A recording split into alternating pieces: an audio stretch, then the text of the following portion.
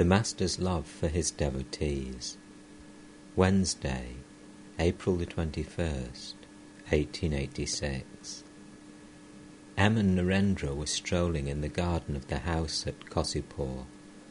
Narendra was very much worried because he had not yet been able to solve the financial difficulties of his family. Narendra: I don't care for the job at the Vidyasagar school. I have been thinking of going to Gaya. I have been told that a zemindar there needs the services of a manager for his estate. There is no such thing as God. M, smiling: You may say that now, but later on you will talk differently. Skepticism is a stage in the path of God realization. One must pass through stages like this and go much farther. Only thus can one realize God. That is what the Master says. Narendra: Has anybody seen God as I see that tree? M: Yes, our Master has seen God that way.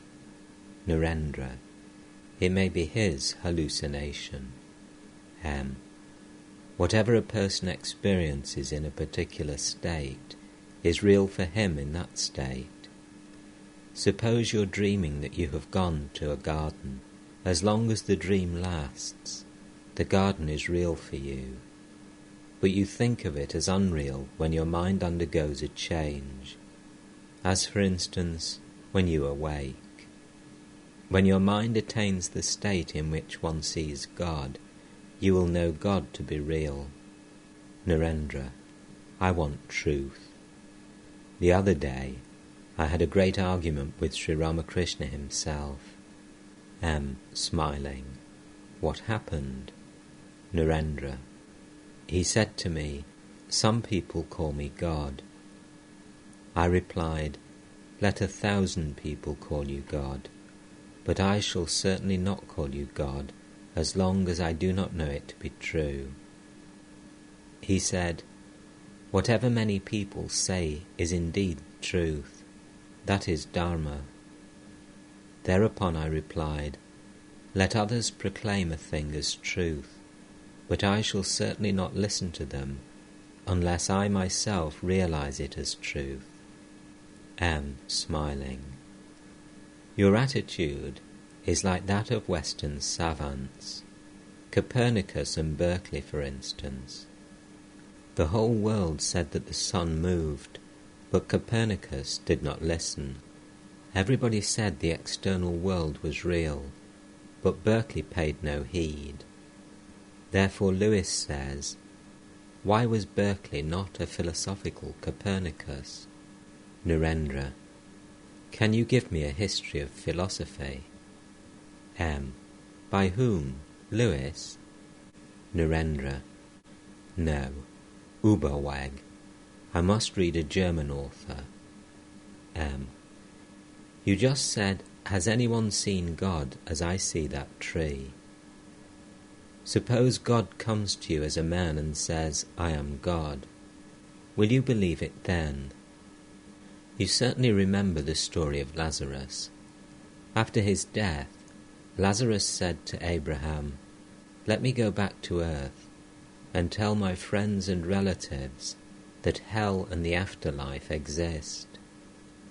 Abraham replied, Do you think they will believe you? They will say it is a charlatan who is telling them such things. The Master says that God cannot be known by reasoning. By faith alone one attains everything, knowledge and super-knowledge.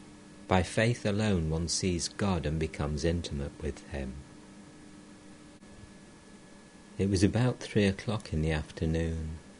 Sri Ramakrishna was in bed. Ramlal, who had come from Dakshineshwar, was massaging his feet. Gopal of Sinthi and M were in the room. Sri Ramakrishna asked M to shut the windows and massage his feet. At the Master's request, Purna had come to the Kosipur garden in a hired carriage. M was to pay the carriage hire. Sri Ramakrishna made a sign to Gopal, asking whether he had obtained the money from M. Gopal answered in the affirmative. At 9 o'clock in the evening, Surendra, Ram and the others were about to return to Calcutta. It was the sultry month of April, and Sri Ramakrishna's room became very hot during the day, so Surendra had brought some straw screens to keep the room cool. Surendra: why? Nobody has hung up these straw screens. Nobody here pays attention to anything. A devotee smiling: the devotees here are now in the state of Brahma-jnana. They feel, I am he. The world is unreal to them. When they come down to a lower plane and regard God as the master and themselves as his servants, they will pay attention to the service of Sri Ramakrishna. All laugh. Thursday, April the 22nd, 1886. In the evening, Rakal, Shashi and M were strolling in the garden at Kosipur. M: the master is like a child, beyond the three gunas. Shashi and Rakal: he himself has said that. Rakal: he sits in a tower, as it were, from which he gets all information and sees everything, but others cannot go there and reach him. M: he said, in such a state of mind, one sees God constantly. In him there is not the slightest trace of worldliness. His mind is like dry fuel, which catches fire quickly. Shashi: he described the different kinds of intelligence to Charu. The right intelligence is that through which one obtains God, but the intelligence that enables one to become a deputy magistrate or a lawyer, or to acquire a house, is a mean intelligence. It is like thin and watery curd, which merely soaks flattened rice, but doesn't add any flavour to it. It's not like thick superior curd. But the intelligence through which one obtains God is like thick curd. M: ah, what wonderful words. Shashi: Kali said to the Master, what's the good of having joy? The bills are joyous. Savages are always singing and dancing in a frenzy of delight. Rakal: he, meaning the Master, replied to Kali, what do you mean? Can the bliss of Brahman be the same as worldly pleasure? Ordinary men are satisfied with worldly pleasure. One cannot enjoy the bliss of Brahman unless one completely rids oneself of attachment to worldly things. There is the joy of money and sense experience, and there is the bliss of God realization. Can the two ever be the same? The rishis enjoyed the bliss of Brahman. M: you see, Kali nowadays meditates on Buddha. That is why he speaks of a state beyond bliss. Rakal: yes. Kali told the Master about Buddha. Sri Ramakrishna said to him, Buddha is an incarnation of God. How can you compare him to anybody else? As he is great, so too is his teaching great. Kali said to him, everything indeed is the manifestation of God's power. Both worldly pleasure and the bliss of God are the manifestations of that power. M: what did the Master say to that? Rakal: he said, how can that be? Is the power to beget a child the same as the power through which one realizes God? Sri Ramakrishna was sitting in his room on the second floor. Narendra, Rakal, Shashi, Surendra, M, Bhavanath and the other devotees were present. Dr. Mahendra Sarkar and Dr. Rajendra Dutta were also there to examine him. His condition was growing worse. The house rent was between 60 and 65 rupees. Surendra bore most of the expenses and had rented the house in his name. The other householder devotees contributed financial help according to their power. A cook and a maid had been engaged to look after the members of the household. Master, to Dr. Sarkar and the others, the expenses are mounting. Dr. Sarkar, pointing to the devotees, but they are ready to bear them. They do not hesitate to spend money. To Sri Ramakrishna, now you see, gold is necessary. Master, to Narendra, why don't you answer? Narendra remains silent. Dr. Sarkar resumed the conversation. Dr. Sarkar, gold is necessary, and also woman. Rajendra, yes, his, meaning Sri Ramakrishna's, wife has been cooking his meals. Dr. Sarkar, to the Master, do you see? Master, smiling, yes, but very troublesome. Dr. Sarkar, if there were no troubles, then all would become Paramahamsas. Master, if a woman touches me, I fall ill. That part of my body aches as if stung by a horned fish. Dr. Sarkar, I believe that. But how can you get along without woman? Master, my hand gets all twisted up if I hold money in it. My breathing stops.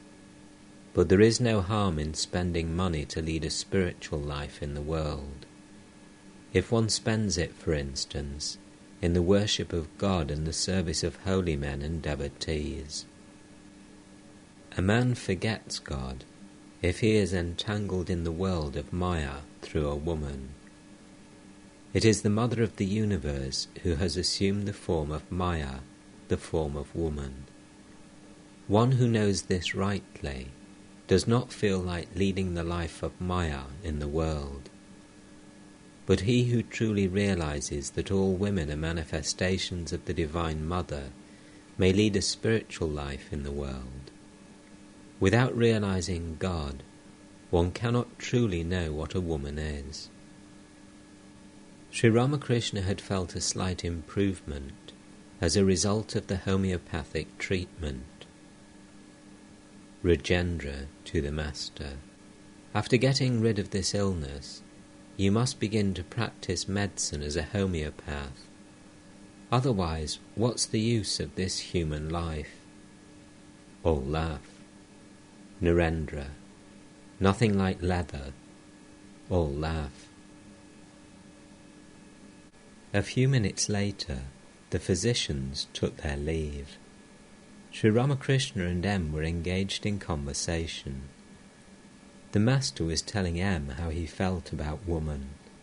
Master, to M, they say I cannot get along without woman and gold. They don't understand the state of my mind. If I touch a woman, my hand becomes numb. It aches. If in a friendly spirit I approach a woman and begin to talk to her, I feel as if a barrier had been placed between us. It is impossible for me to cross that barrier. If a woman enters my room when I'm alone, I at once become like a child and regard her as my mother. As M listened to these words, he became speechless with wonder at Sri Ramakrishna's exalted state of mind. Bhavanath and Narendra were sitting at a distance talking together. Bhavanath had married and was trying to find a job. so he could not visit Sri Ramakrishna frequently at Kosipur. He had said to M, "I understand that Vidyasagar wants to start a new school. I have to earn my livelihood. Will it be possible for me to secure a job in that school?" The master was much worried about Bhavanath's being entangled in worldly life. Bhavanath was 23 or 24 years old. "Master," to Narendra, "give him a lot of courage." Narendra and Bhavanath smiled. Sri Ramakrishna said to Bhavanath by signs, "Be a great hero. Don't forget yourself when you see her weeping behind her veil. Oh, women cry so much, even when they blow their noses." Narendra, Bhavanath and M laugh. Keep your mind firm on God. He who is a hero lives with a woman but does not indulge in physical pleasures. Talk to your wife only about God. A few minutes later, Sri Ramakrishna said to Bhavanath by a sign, "Take your meal here today." Bhavanath, "Yes, sir. I'm quite all right. Don't worry about me." Surendra came in and took a seat. The devotees offered garlands of flowers to the master every evening.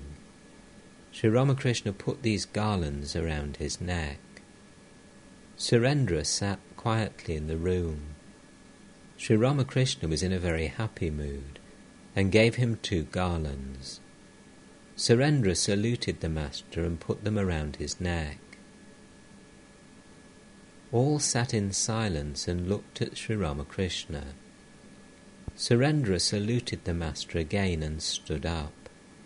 He was about to leave. He asked Bhavanath to hang the straw screens over the windows. Hirananda came in with 2 of his friends. He was a native of Sindh, about 2,200 miles from Calcutta. After finishing his college education in Calcutta in 1883, he had returned to Sindh and taken charge of editing 2 papers, the Sindh Times and the Sindh Sudhar. While studying in Calcutta, he had often visited Keshab Chandra Sen and had come to know him intimately.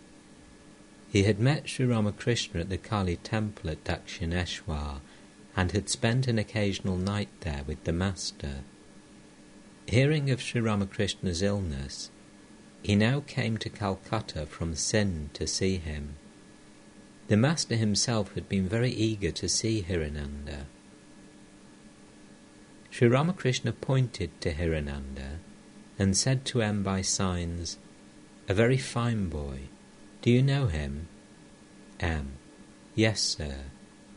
Master, to Hirananda and M, "Please talk a little. I want to hear you both." When M remained silent, Sri Ramakrishna asked him, "Is Narendra here? Call him." Narendra entered the room and sat near the master. Master, to Narendra and Hirananda, "I want to hear you 2 talk." Hirananda was silent a few moments, and then after great hesitation began the conversation. Hirananda, to Narendra, "Why does a devotee of God suffer?" His words were sweet as nectar. Everyone in the room could feel that his heart was filled with love. Narendra, "The plan of the universe is devilish. I could have created a better world." Hirananda, "Can one feel happiness without misery?" Narendra, "I am not making a plan for the universe, but simply giving my opinion of the present plan. But all these problems are solved if we have faith only in one thing, and that is pantheism. All doubts disappear if one believes that everything is God. God alone is responsible for all that happens." Hirananda. Very easy to say that. Narendra sang Shankara's 6 stanzas on Nirvana. Om. I am neither mind, intelligence, ego, nor chitta, neither ears nor tongue, nor the senses of smell and sight, nor am I ether, earth, fire, water, or air. I am pure knowledge and bliss. I am Shiva, I am Shiva. I am neither the prana nor the 5 vital breaths, neither the 7 elements of the body nor its 5 sheaths, nor hands nor feet nor tongue, nor the organs of sex and voiding. I am pure knowledge and bliss. I am Shiva, I am Shiva. Neither loathing nor liking have I, neither greed nor delusion. No sense have I of ego or pride, neither dharma nor moksha, neither desire of the mind nor object for its desiring. I am pure knowledge and bliss. I am Shiva, I am Shiva. Neither right nor wrongdoing am I, neither pleasure nor pain, nor the mantra, the sacred place, the Vedas, the sacrifice, neither the act of eating, the eater, nor the food. I am pure knowledge and bliss. I am Shiva, I am Shiva. Death or fear I have none, nor any distinction of caste, neither father nor mother, nor even a birth have I, neither friend nor comrade, neither disciple nor guru. I am pure knowledge and bliss. I am Shiva, I am Shiva. I have no form or fancy, the all-pervading am I. Everywhere I exist, yet I am beyond the senses. Neither salvation am I, nor anything that may be known. I am pure knowledge and bliss. I am Shiva, I am Shiva. Hirananda. Good. Sri Ramakrishna to Hirananda by a sign. Give him an answer. Hirananda. It is all the same, whether you look at a room from a corner or look at it from the middle. It is the same God consciousness that one feels, whether one says, O God, I am thy servant, or I am he. One may enter a room by several doors. All sat in silence. Hirananda said to Narendra, Please sing some more. Narendra sang the 5 stanzas on the Kalpine. Roaming ever in the grove of Vedanta, ever pleased with his beggar's morsel, ever walking with heart free from sorrow, blessed indeed is the wearer of the loincloth. Sitting at the foot of a tree for shelter, using the palms of his hands for eating, wrapped in a garment, fine or ugly, blessed indeed is the wearer of the loincloth. Satisfied fully by the bliss within him, curbing wholly the cravings of his senses, contemplating day and night the absolute Brahman, blessed indeed is the wearer of the loincloth. As Sri Ramakrishna heard the line, contemplating day and night the absolute Brahman, he said in a very low voice, Ah. Then by a sign he said to the devotees, This is the characteristic of the yogi. Narendra finished the hymn, witnessing the changes of mind and body, naught but the self within him beholding, thinking not of outer, of inner, or of middle. Blessed indeed is the wearer of the loincloth. Chanting Brahman, the word of redemption, meditating only on I am Brahman, living on alms and wandering freely, blessed indeed is the wearer of the loincloth. Again Narendra sang, Meditate on him, the perfect, the embodiment of bliss. Meditate on him, the formless, the root of the universe, the hearer behind the ear, the thinker behind the mind, the speaker behind the tongue, himself beyond all words. He is the life of life, the ultimate, the adorable. Master to Narendra, and that one, all that exists art thou. Narendra sang, I have joined my heart to thee, all that exists art thou. Thee only have I found, for thou art all that exists. O Lord, beloved of my heart, thou art the home of all. Where indeed is the heart in which thou dost not dwell? Thou hast entered every heart, all that exists art thou. Whether sage or fool, whether Hindu or Mussulman, thou makest them as thou wilt, all that exists art thou. Thy presence is everywhere, whether in heaven or in Kaaba. Before thee all must bow, for thou art all that exists. From earth below to the highest heaven, from heaven to deepest earth, I see thee wherever I look, all that exists art thou. Pondering, I have understood, I have seen it beyond a doubt. I find not a single thing that may be compared to thee. To Jaffa it has been revealed that thou art all that exists.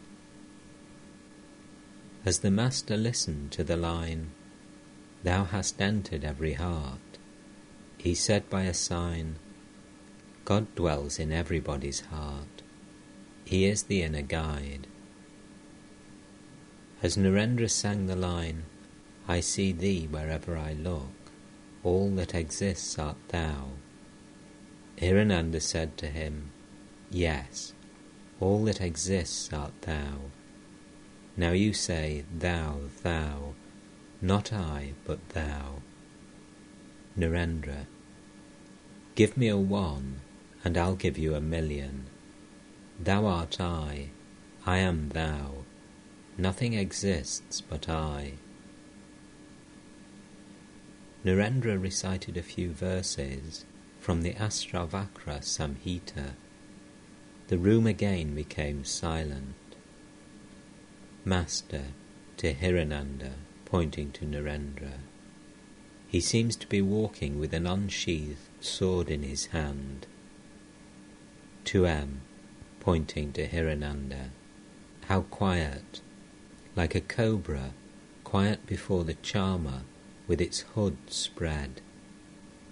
Sri Ramakrishna fell into an inward mood. Hirananda and M were seated near him. There was complete silence in the room. The Master's body was being racked with indescribable pain. The devotees couldn't bear the sight of this illness, but somehow the Master made them forget his suffering. He sat there, his face beaming, as if there were no trace of illness in his throat. The devotees had placed flowers and garlands before him as their loving offerings. He picked up a flower and touched with it first his head, then his throat, heart and navel. To the devotees, he seemed a child playing with flowers. Sri Ramakrishna used to tell the devotees that his divine visions and moods were accompanied by the rising of a spiritual current inside his body. Now he talked to M. Master, I don't remember when the current went up. Now I'm in the mood of a child. That is why I am playing with the flowers this way. Do you know what I see now? I see my body as a frame, made of bamboo strips and covered with a cloth. The frame moves, and it moves because someone dwells inside it. Again, I see the body to be like a pumpkin with the seeds scooped out. Inside this body there is no trace of passion or worldly attachment. It is all very clean inside, and it became very painful for Sri Ramakrishna to talk further.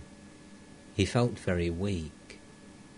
M quickly guessed what the Master wanted to tell the devotees and said, "And you are seeing God inside yourself." Master, both inside and outside, the indivisible Satchidananda. I see it both inside and outside.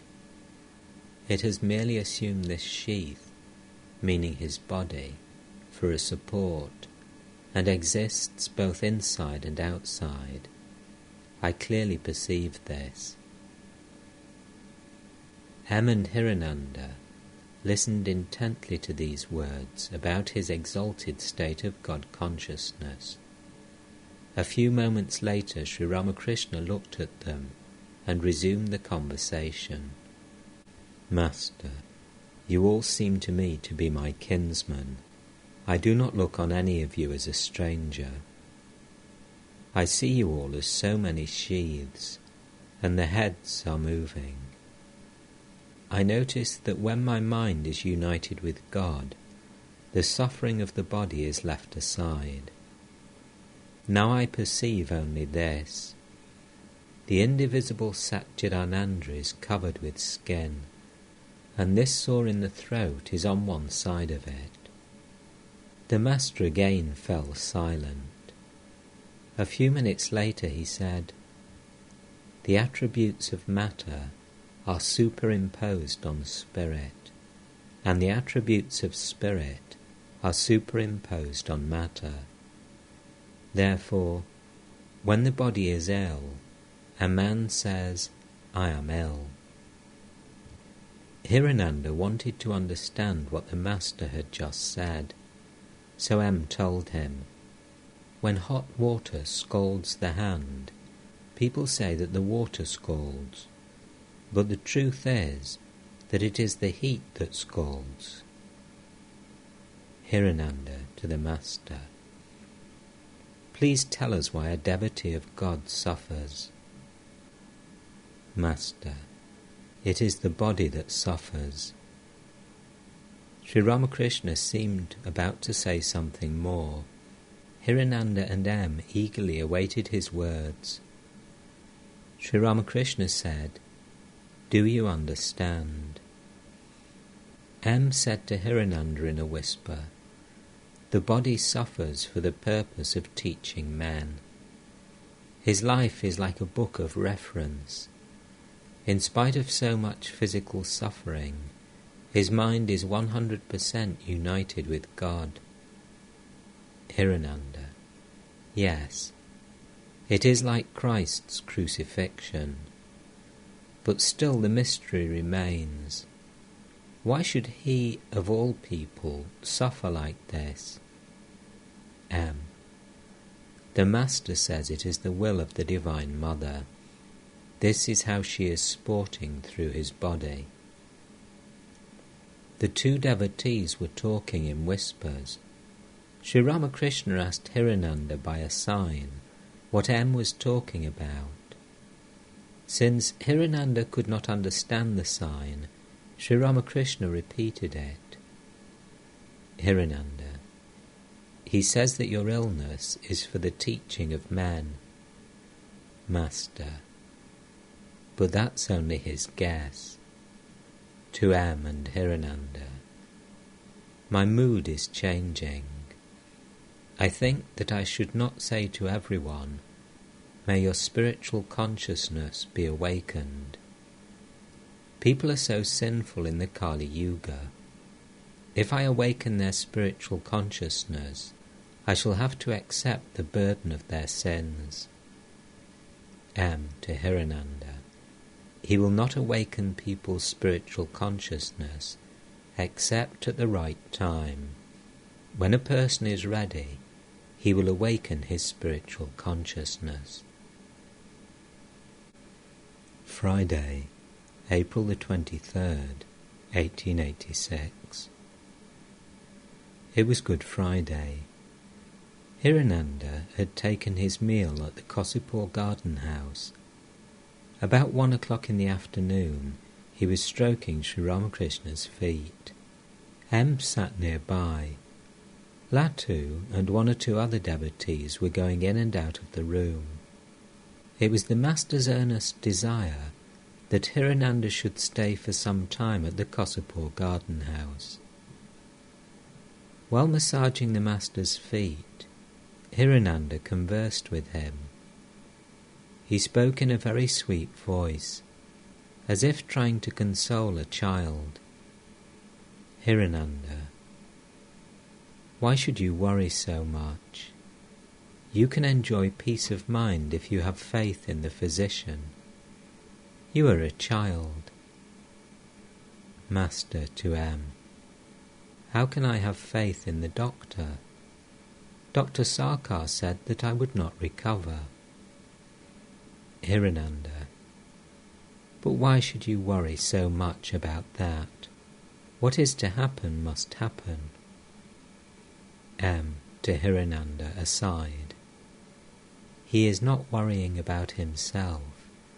The preservation of his body is for the welfare of the devotees. It was a sultry day, and the room became very hot at noontime.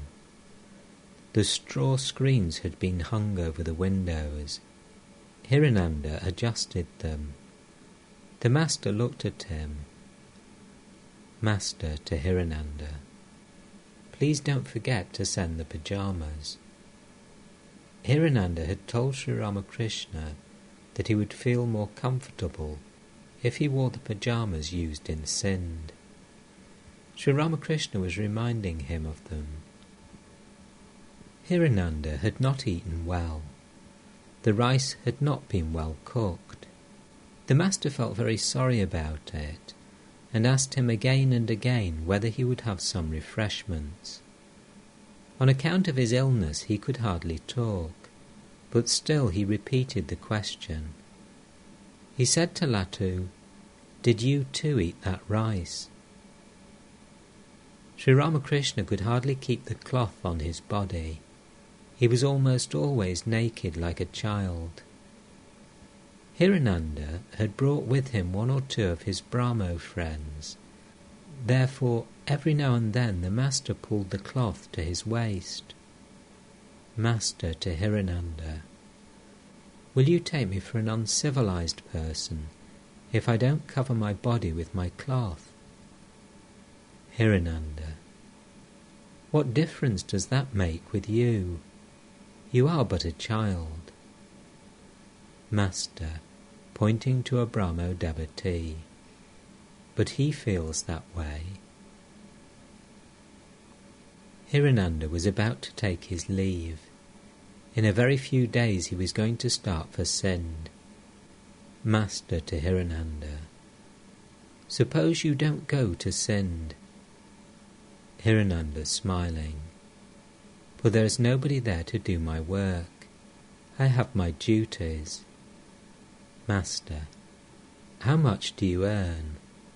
Hirananda smiling, my work doesn't bring me a large salary. Master, still how much? Hirananda laughed. Master, why don't you live here? Hirananda did not reply. Master, suppose you give up the job. Hirananda said nothing. He was ready to take his leave. Master, when will you see me again? Hirananda, I shall leave for Sindh on Monday, the day after tomorrow. I shall see you that morning. Hirananda left. M was seated by the Master's side. Master to M, he is a fine young man, isn't he? M, yes, sir. He has a very sweet nature. Master, he said that Sindh is 2,200 miles from Calcutta, and he has come all that way to see me. M, True, sir. That would be impossible without real love. Master. He wants very much to take me to Sind. The journey is very painful. It takes 4 or 5 days by train. Master. He has 3 university degrees. Yes, sir. Sri Ramakrishna was tired. He wanted to take a little rest. He asked M to open the shutters of the windows and spread the straw mat over his bed. M was fanning him. Sri Ramakrishna became drowsy. After a short nap, Sri Ramakrishna said to M, "Did I sleep?" M, "A little." Narendra, Sharat and M were talking downstairs. Narendra, how amazing it is. One learns hardly anything, though one reads books for many years. How can a man realize God by practicing sadhana for 2 or 3 days? Is it so easy to realize God? To Sharat, you have obtained peace. M too has obtained it, but I have no peace. It was afternoon. Many devotees were sitting in the Master's room. Narendra, Sharat, Shashi, Latu, Nitya Gopal, Girish, Ram, M and Suresh were present. Kedar came in. This was his first visit to the Master for some time. While staying in Dhaka in connection with his official duties, he had heard of Sri Ramakrishna's illness. On entering Sri Ramakrishna's room, he took the dust of the Master's feet on his head and then joyously gave it to the others. The devotees accepted it with bowed heads. As he offered it to Sharat, the latter himself took the dust of Sri Ramakrishna's feet. M smiled. The Master also smiled, looking at M. The devotees sat without uttering a word. Sri Ramakrishna seemed about to go into an ecstatic mood. Now and then he breathed heavily, as if trying to suppress his emotion. He said to Kedar by a sign, "Argue with Girish." Girish said to Kedar, "Sir, I beg your pardon. At first I didn't know who you were. That is why I argued with you. But now it is quite different." Sri Ramakrishna smiled. The Master drew Kedar's attention to Narendra and said, "He has renounced everything." To the devotees, Kedar once said to Narendra, "You may reason and argue now, but in the end you will roll on the ground chanting Hari's name." To Narendra, "Take the dust of Kedar's feet." Kedar to Narendra, "Take the dust of his," meaning the Master's feet. "That will do." Surendra was seated behind the other devotees. The Master looked at him with a smile and said to Kedar, "Ah, how sweet his nature is." Kedar understood the Master's hint and went toward Surendra. Surendra was very sensitive. Some of the devotees had been collecting funds from the householder devotees to meet the expenses of the Kosipur garden house. Surendra felt piqued at this. He was bearing most of the expenses himself. Surendra to Kedar, "How can I sit near all these holy people?" A few days ago, some of them, referring to Narendra, put on the ochre robe of the sannyasi and went on a pilgrimage to Buddha Gaya. They wanted to see bigger sadhus there. Sri Ramakrishna was trying to console Surendra. He said, "You're right. They are mere children. They don't know what is good." Surendra to Kedar, Doesn't our Guru Deva know our inner feelings? He doesn't care for money. It is our inner attitude that pleases him. Sri Ramakrishna, with a nod of his head, approved Surendra's words. The devotees had brought various food offerings for the Master and placed them in front of him. Sri Ramakrishna put a grain on his tongue and gave the plate to Surendra. He asked Surendra to distribute the prasad to the devotees. Surendra went downstairs with the offerings. Master to Kedar: you had better go downstairs and explain it all to Surendra. See that they don't get into any hot arguments. M was fanning Sri Ramakrishna. The Master said to him, "Won't you eat anything?" He sent M downstairs. It was about dusk. Girish and M were strolling near the small reservoir in the garden. Girish: I understand that you're writing something about the Master. Is it true? M: who told you about that? Girish: I have heard about it. Will you give it to me? M: no, I won't part with it unless I feel it is right to do so. I am writing it for myself, not for others. Girish: what do you mean? M: you may get it when I die. It was evening. A lamp was lighted in the Master's room. Amrita Basu, a Brahmo devotee, came in. Sri Ramakrishna had expressed his eagerness to see him. M and a few other devotees were there.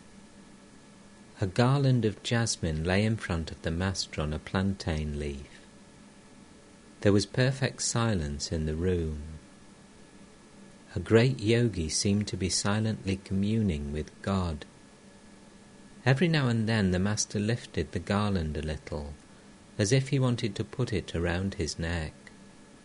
Amrita, tenderly: shall I put it around your neck?